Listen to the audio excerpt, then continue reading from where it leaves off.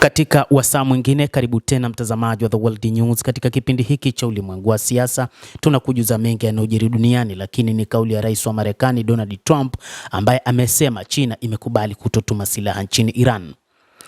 Moja kati ya mataifa ambayo yalitajwa kwa muda mrefu hata kupitia ujasusi wa CIA wa Marekani pamoja na Mossad kutoka nchini Israel ni kwamba China imetumika sana kusaidia Israel katika kupeleka mifumo ya ulinzi wa anga, lakini pia kupeleka silaha katika taifa hilo la Kiajemi. Ikumbukwe kwamba Iran ni moja kati ya mataifa yenye uhusiano wa karibu na Iran, na hivyo kumekuwa na wasiwasi kwamba China imekuwa ikipeleka silaha katika kipindi cha vita, na hata baadhi ya satellite ambazo zimetambua maeneo yaliyokuwa na kambi za kijeshi za siri za Marekani katika eneo la Mashariki ya Kati, na ndicho kilichoifanya Iran kuweza kuzishambulia kambi hizo. Rais wa Marekani sasa anadai kuwa China imekubali kutotuma silaha za kijeshi nchini Iran baada ya kumwandikia rais wa China Xi Jinping akimtaka asifanye hivyo. Katika ujumbe aliochapisha kwenye mtandao wake wa Truth Social, Trump alisema China imefurahi kuwa tutafungua mlango bahari wa Hormuz, nafanya kwa ajili yao na pia kwa ajili ya dunia. Hali hii haitawahi kurudia tena. Wamekubali kuwa hawatatuma silaha nchini Iran, aliandika rais huyo wa Marekani. Si hiyo inayoshinda katika mapigano. Kumbukeni, tuko vizuri kwa ajili ya mapigano ikiwa itatubidi. Tuko vizuri sana kushinda kila mtu.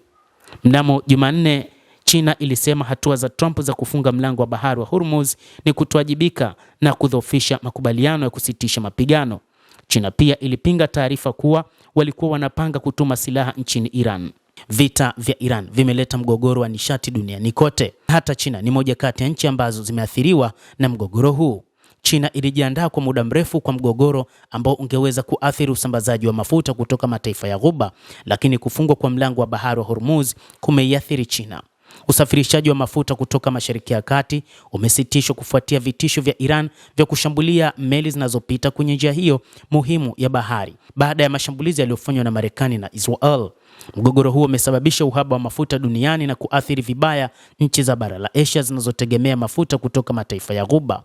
Hata hivyo, China, moja kati ya mataifa yenye uhusiano na Iran, yaliweza kupata mafuta na meli zao zinadaiwa hata siku ya Jumatatu pamoja na Jumanne ziliweza kupita katika mlango huu wa bahari wa Hormuz kwa usaidizi wa jeshi la Iran, jeshi la majini. Na ni kutokana na kwamba kulitolewa taarifa na CENTCOM kwamba Marekani imezuia mlango wa bahari wa Hormuz, hakukuwa na uwezekano wa kupitishwa meli za mafuta katika eneo hilo. Beijing imekuwa ikitumia faida ya bei ya chini ya mafuta ghafi wanayonunua kutoka nchi za Ghuba na kujijengea moja ya akiba kubwa zaidi ya mafuta duniani, wanasema wachambuzi wa mambo. Mwezi wa Januari na Februari mwaka huu, Beijing ilinunua mafuta ghafi kwa 16% ikilinganishwa na mwaka mmoja uliopita, kulingana na mamlaka yake ya forodha. Iran, ambayo mafuta yake yamewekewa vikwazo na Marekani, imekuwa muuzaji mkubwa wa mafuta ghafi ya bei nafuu kwa China, na ripoti zinaashiria kwamba Beijing inanunua zaidi ya 80% ya mauzo ya mafuta ya Iran. Data ufuatiliaji wa meli tangu vita vya Iran vianze inaonyesha kwamba baadhi ya mafuta bado yanafika China, ingawa si kwa kiwango kikubwa. China imekuwa ikitumia nishati safi kwa wingi. Pepo, nyuklia, jua na umeme wa maji vinaunda zaidi ya 1/3 ya umeme wa China. Hii ni kulingana na idara ya takwimu ya taifa hilo. Endelea kutufuatilia mtazamaji, na nikusihi usisahau kulike, kucomment, kadhalika kusubscribe channel yetu hii ili upate habari hizi kwa mapana kupitia The World News. Mimi ni Adam Hussein, endelea kutufuatilia, endelea kuwa nasi wakati wote. Utaweza kupata habari hizi kwa mapana hapa The World News.